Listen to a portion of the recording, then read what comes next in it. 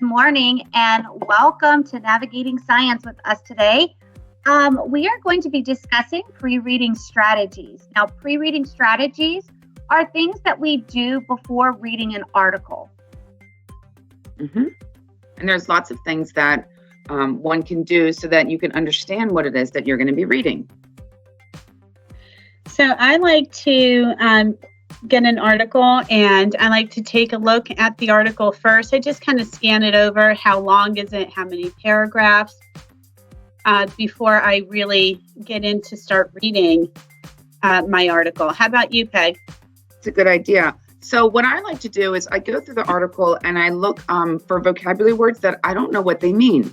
So a lot of times if it's an article on a piece of paper that I can write on, I'll highlight them or make a star or something next to the word that I'm not sure what that means. But if it's in a book, then I might get another piece of paper and I write it down on another piece of paper. And then a lot of times I will reread the sentence and the sentence before and the sentence after and think, okay, because I read those sentences, do I understand the definition now, like based on the context clues I'm getting from the sentences? And sometimes that works, and sometimes I still don't know the definition. So then I Google the definition. And something I found that is helpful for me is I Google the definition of the word, and then I say, definition of biodiversity or some for kids. And I put that part for kids in there because I found that the explanations are a lot easier to understand, and there's also some images that come with it. So sometimes I even look at the images of the that go along with the word because it really helps me to understand what is that vocabulary word. And then I write down the definition. So that's the last step I do. So then I can understand when I reread the article what I'm actually reading, and it makes a lot more sense. That sounds like great. Those are great tips. We've actually, as a science department, we decided that we would help you guys navigate these articles, and we designed what is called an article walk. And basically what we're doing is we're walking through an article. And that way we can make sure that we navigate the article prior to reading it. So here is our article walk. And we are going to, our article that we're going to look at is right here on the left. And here's our article walk. This is our pre-reading strategies checklist. And what we do is we don't skip around with the checklist. We go from one step to the next, because what it does is it actually helps us navigate the article before we actually read it, but it also gives us a way of connecting prior knowledge. One of my things is I like to look at things that are familiar to me in an article, and then I connect them to things I already know because it makes me understand that article a lot better. So we're going to start with possible sentences. So this is our first part on the check sheet. It says, use the list below and select pairs of related words from the list. Use different colors to signify a pair. Now, Ms. Connell, what do you think we need to do first with this list? Well, we need to read through all of the words and then see if we understand what the words mean, like I was just saying, because we can't make connections between pairs of words if we're not quite sure what they mean. So that would be something that we would go through and discuss and see where everyone's comfort level is with the definitions of the word. Then we can talk about some connections that we might see between some of the words. For example, the word blackberry, to me, I'm looking at the word blackberry, and then I see next to it communication. So to me, those two words are related because you can use a blackberry to communicate with others. So those two words. Ms. Connell, I thought a blackberry was a fruit. And it is a fruit. You're right. It is a fruit, and it's also a piece of technology. So at this point, if a student was confused and they didn't know that a blackberry was also a piece of technology, because it is something that's a little bit older, we might have to take a pause and look up an image of it or have a quick discussion about what that is so that we could make sure that everyone knew exactly what we were talking about. But that is a way to communicate. So those two words to me are related.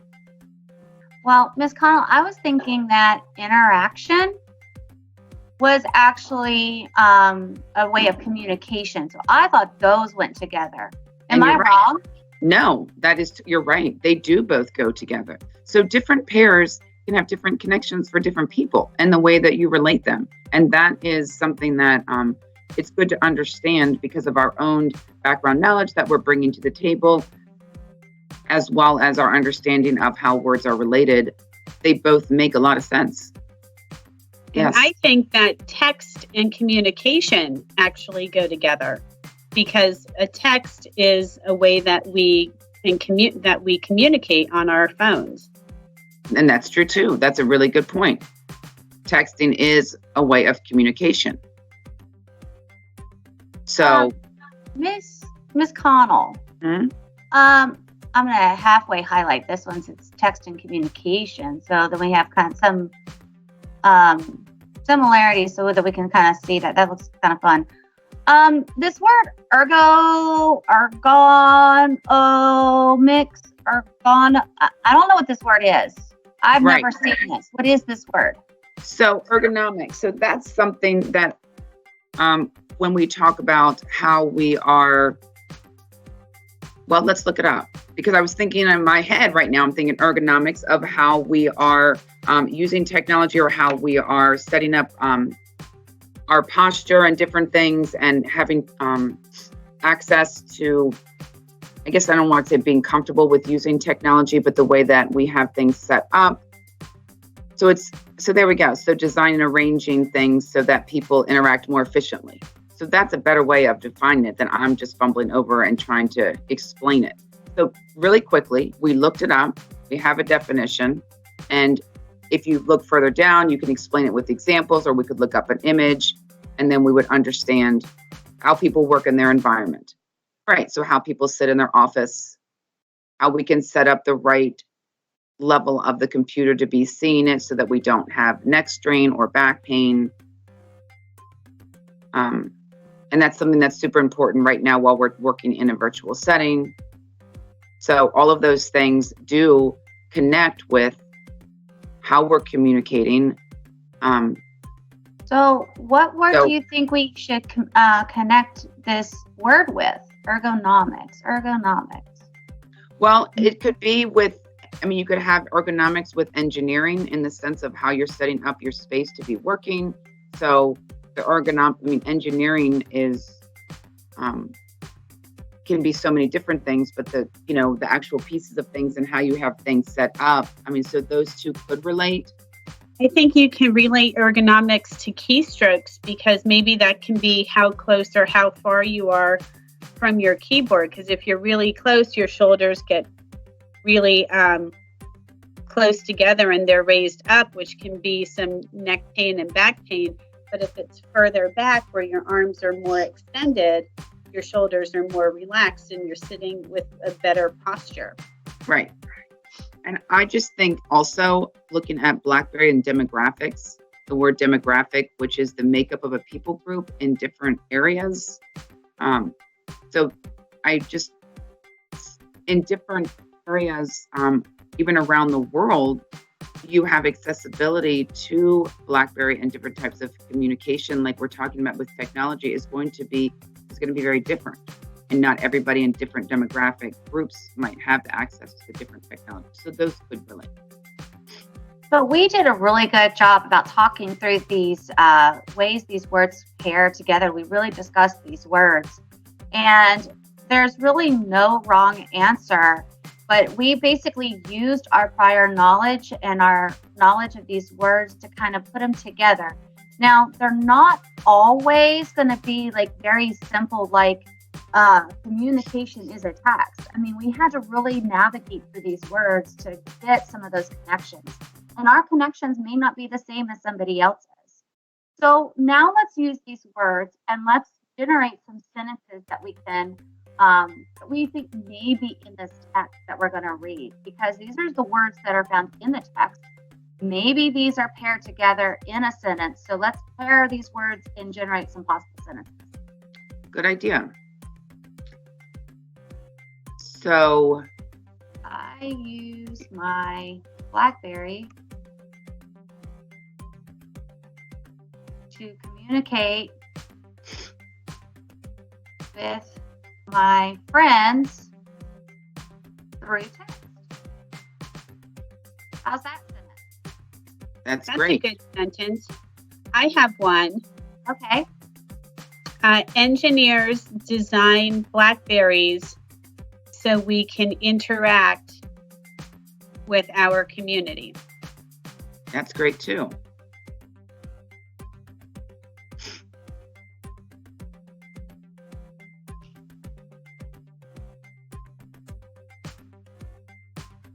Ms. Connell, do you have a sentence? I was looking at the just the word traditional. We didn't really talk about that, but I do think traditionally people interacted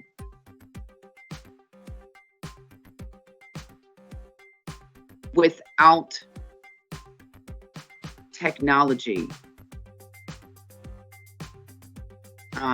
We don't really have technology up there, but I was trying to put up there in the sense when we had that word traditional, it made me think of there's going to be something in the article that talked about maybe how people used to communicate, or traditional in the sense of something that has been a standard of past practices, but that maybe is not something that is common today. So, Hey, did you guys recognize that we actually changed the words to fit our sentences? yes, You see, we instead of saying blackberry, we said blackberries. Instead of saying engineering, we said engineers. Instead of communication, we said communicate. What is that called? Do you guys know? well, changing words from tenses, we have engineer like verbs to nouns.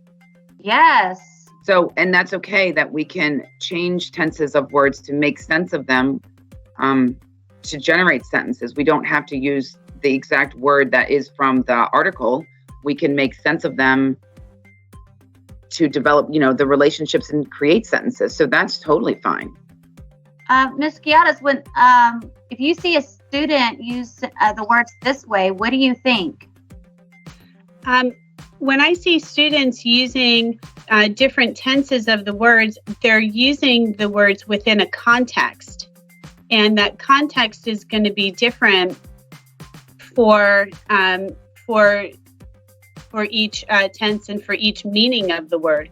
Communication is a noun, but communicate is a verb, but they have the same meaning. They're just used in a slightly different context. Right. And I think looking at this, you would say that we have a firm understanding of what that word means if we see this change in tenses. exactly. I was just going to add that in, that when you see that, it really shows that the student is understanding what that word is if you can use it in different tenses. Absolutely. What if I said traditionally people interaction without technology? Do I have a firm understanding of what the word interaction means? No, that didn't make sense what you just said. Right. Because I didn't use the right verb noun agreement, did I? No. I did interaction as a verb, but interacted is a different verb within the right context. Right. All right, so we did good with our possible sentences. Now we're going to move on to the next part. We're going to do first lines. And so what we're going to start with is looking at the article. We're going to look at the first line. The first line says, smartphones are changing the way that we text. So what do we think the possible topic of this article is, just by looking at the title? Smartphones are changing the way we type. How technology is changing the way that, well, it's not talking about necessarily communicate. It's talking here just about typing. So how we use a keyboard. Right. So that's going to talk about, and it's going to talk about, I guess, what used to happen as far as typing in the traditional sense of that traditional keyboard versus how, there's a change that has happened. So that we're going to be talking about some kind of a change and some type of a difference. Okay, so we're looking at a change in how we use a keyboard. What are some things that we already know about this? So keyboards are on computers. Keyboards are on computers. Keyboards have all the letters of the alphabet, and keyboards have all the numbers well, numbers 0 through 9. And they have punctuation symbols like periods and commas and quotes. Mm-hmm. Correct.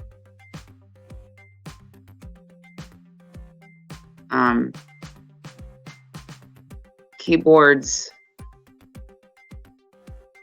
Keyboards They're used to generate text.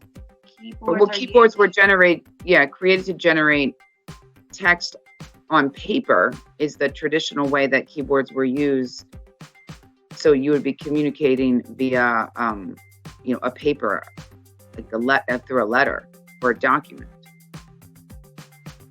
I forgot my comma. There we go. Well, I'm going to add to this one are on computers and smartphones, right? Yep. So there are keyboards on smartphones. So Ms. Giadas, what are some experience you had with this topic already? Well, when I was in college, I used a keyboard on a typewriter first before computers really became mainstream in college. So I would type my college work using keyboards. I did too. And we had to take typing classes to learn where all of the keys were located on the keyboard. And we didn't have a delete space. We had to use. Yeah, that's the one whiteout. And sometimes you had to start all over. Yes, we did. And there was no center button. You had to count the spaces. So there has been a lot of changes with the development more of technology than we had. Well, I also took a keyboarding class. I remember having to do that, and they put the shield over your hands, and you couldn't look at them, and you had to look up the entire time. And it took a while. I would get frustrated if I misspelled something or if I made a mistake, because I'm a little bit of a perfectionist sometimes. And but after doing that, I've gotten really good about typing pretty fast. But I also use my keyboard on my computer every day. That's another experience I have. I think you guys do too, right? You use your keyboard every day? I use my keyboard every day. Yes. Every day. And learning. You know what I'm gonna put on here, and my phone. I use my keyboard on my computer and my phone because I text you guys pretty much every day, I feel like. Yes, and my keyboard looks different on my phone, and I had than it does on my computer, and how I type is different on my computer keyboard versus my phone keyboard. All right, so the next question we have says, identify images, tables, graphs, diagrams in the text. What do they tell you about the article? Well, let's look through this article. And unfortunately, not every article is going to have graphs or tables or diagrams. And in this case, this article doesn't have one. Right. And the graphics and what we'll have to say is this is not applicable, that there's no graphs in this article. So I'm going to say there are no graphs or diagrams in this article.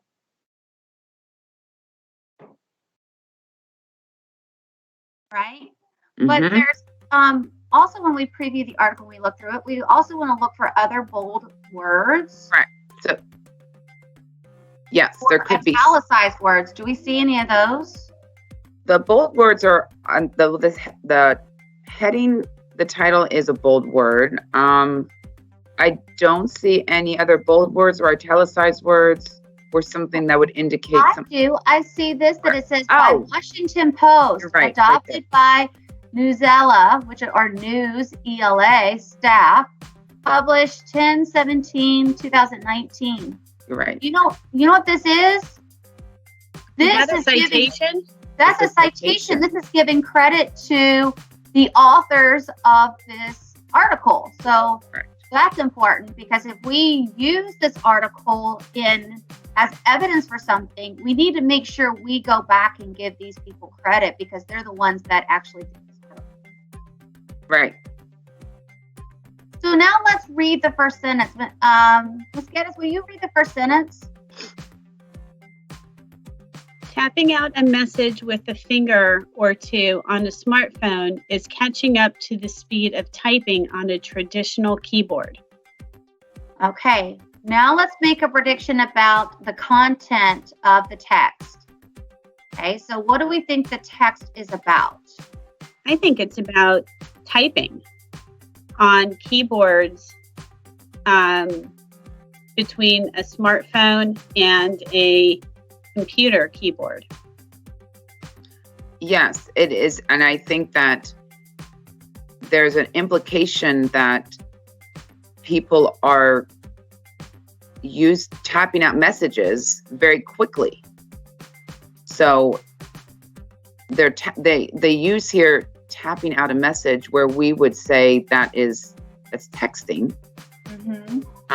So I think that, and it's interesting just looking at that, thinking that someone thought that in the beginning that they were just tapping on some keys on a phone, and now that's just such a common word that we say, texting, but that wasn't a word that we grew up with.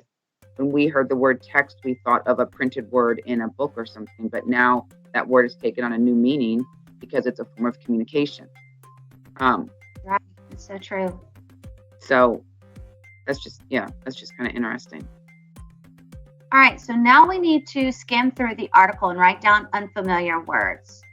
And so these can also be names of people, and we need to decipher if they're names of people, because sometimes we don't know how to pronounce the names of people, and they can actually stumble us.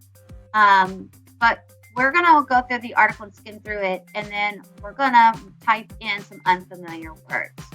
So we're just skimming through. Look, we're just trailing the mouse. And traditional, we've already talked about that word. We've already talked about keyboard. Two-thumbed, okay. Mobile. Generated. Generated. That's a word you might think, that's a vocab word that I'm not sure what that means, what that word means. Okay, so we'll put that in. Okay. Average, minute, researchers. Okay, I kind of know what those are. Describe, experiment, quarter. That has a more. Are they talking about money? I don't know. Or is that a percent? It says quarter less. Maybe it's talking about percent, or they lost money. We'll have to use context clues. So right. That is still a quarter less than the 5.1. So it has to be a percent. Yeah, makes sense now.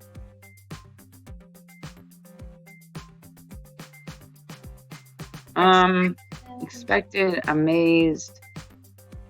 That one's actually, you know what? That one's kind of, we skipped that. That one's actually in parentheses. We should have noticed that one. Right. So that's something we looked at, bold words or italicized words. That is another word that is in quotes. Why is that in quotes? So that's something to note. That is something that the authors are trying to get across to us. So maybe I should highlight this, and then we can come back to it.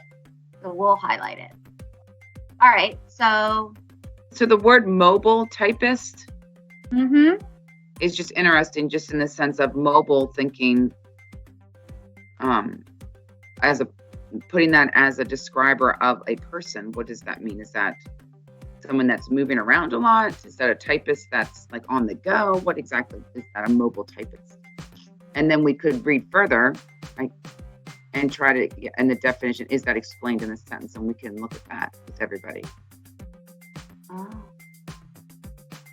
But we'll still need to look up the definition, because we want to make sure that we get a firm understanding, and I agree with you on that one. But look at this. Finland's Aalto University. Yeah, we need to highlight.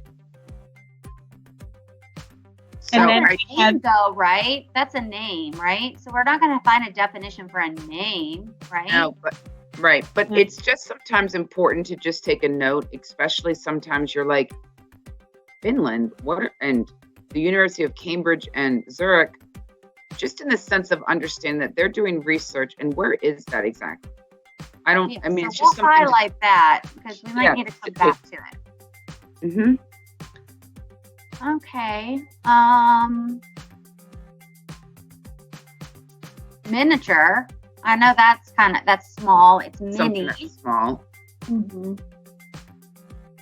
So there's some other, What about Here's this our- closed? You guys know That's what a good closed one. means?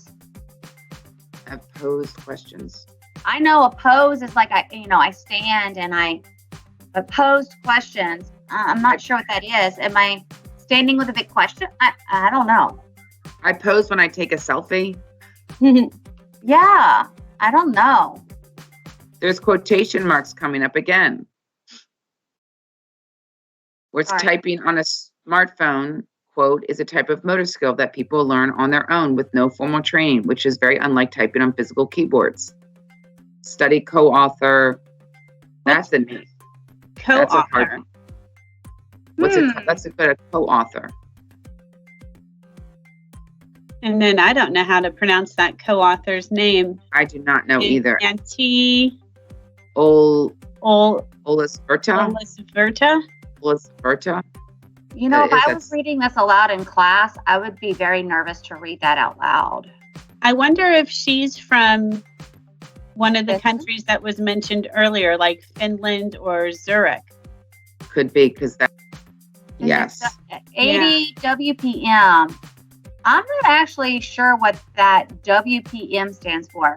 But And if you look above in the first sentence of that paragraph, it says 10 words per minute WPM. That's So maybe I should have that. used my WPM context clues. is an abbreviation for words per minute, like Right. MPH is miles per hour. So that's something Good. I might need to refer back to. So I'm going to highlight that. Way to use your context clues, Ms. Giadas. Thank you. Perfect.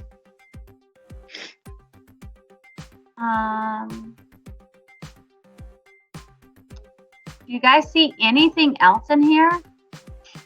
Uncorrect. That's not, must be not correct. So the down there, it says, where it says the test asks participants to transcribe a series of sentences. Hmm. I'm not- Transcribe mean. That sounds like, is that like translate? What do I Oh, do so when I'm we put it in our transcribing? list? Yeah, I think we should put it on our list.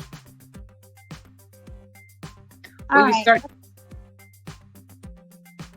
So there's demographic. That was one of our words up at the top. right. There's traditional up. There's counterparts. Oh, there's ergonomic. We had that one up, and then we've already looked at that one. Right.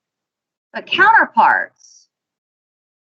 So smartphones may have some of the ergonomic risk associated with their more traditional counterparts. So that might be a word that would be a little confusing when we tie that with traditional.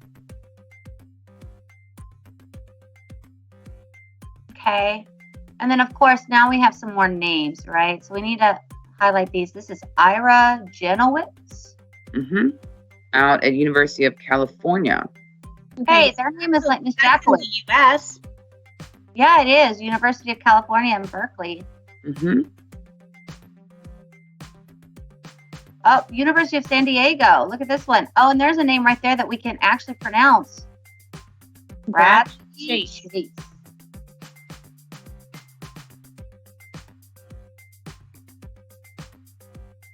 All right, I think we've gone through that, and we've actually identified some of those unfamiliar words. Now, it says for us in our directions, after we write down these, we would look up the definitions for these words to make them more familiar. Right.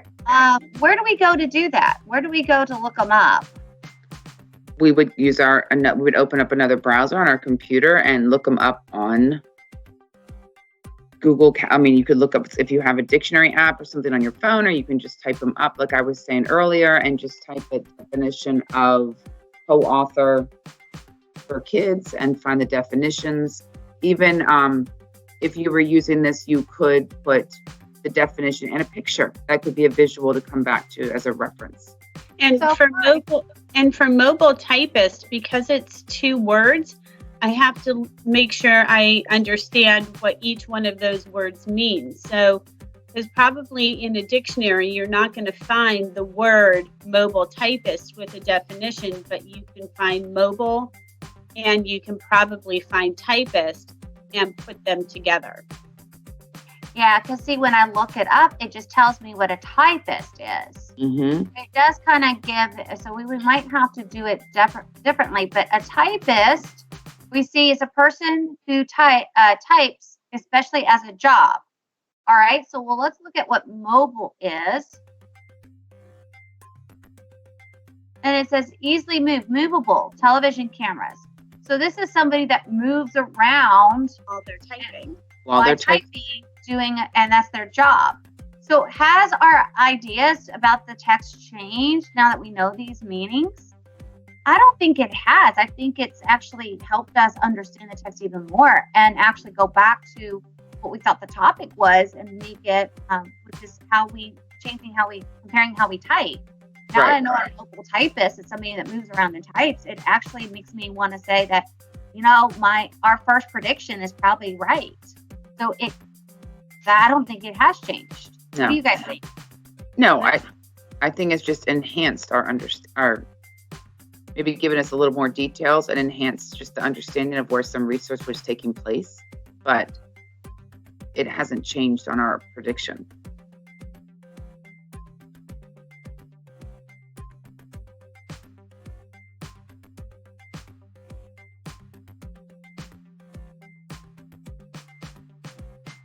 Right, it has.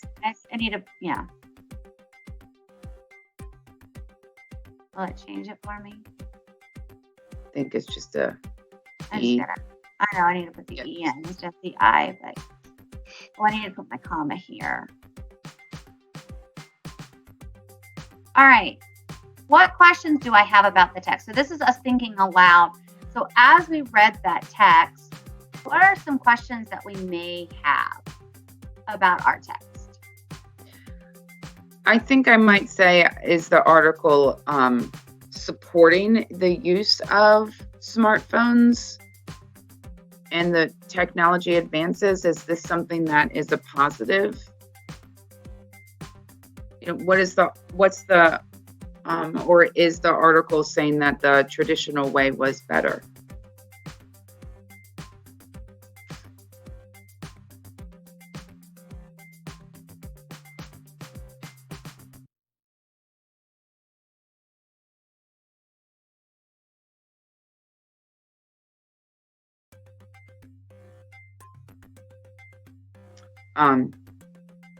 The article talked about some of the longer term effects.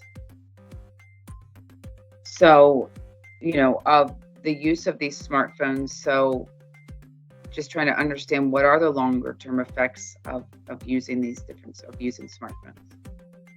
I think those are great questions. I mean, we may actually have more questions as we really think about this article. So we're not limited to 3. We can also add more questions that we may have. And now it says to stop and read the text. As you read, think aloud. And maybe as we read the text and we think aloud, we may actually have more questions that we would generate. Right. Okay. So this is we're not going to read the article out loud for you. This is the point where you would actually read and then begin to formulate those questions and get a better understanding of the article. And then after we read it, we want to think, okay, so how did these strategies help us understand the text or article better? I think we were able to understand the unfamiliar words, so we had a better understanding of the text before we even read it. Mm-hmm. Yes. And I think that understanding the words helped us understand how the words were being used in context, because mobile has a lot of different meanings, but in this case, it was talking about moving while using a phone or a keyboard. Yes. So it helped us understand the unfamiliar words in context, Mm-hmm. that we could better understand the text.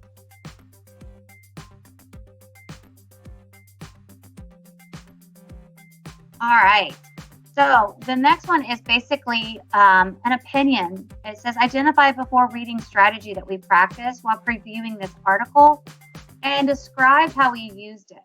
And I really do think that you guys could go back and watch this video and really describe how we use these strategies, because we really walked through how to use our article walk. And notice how we did. We used it as a check sheet.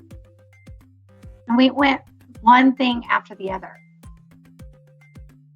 Do you guys have anything else to add? My voice is cracking.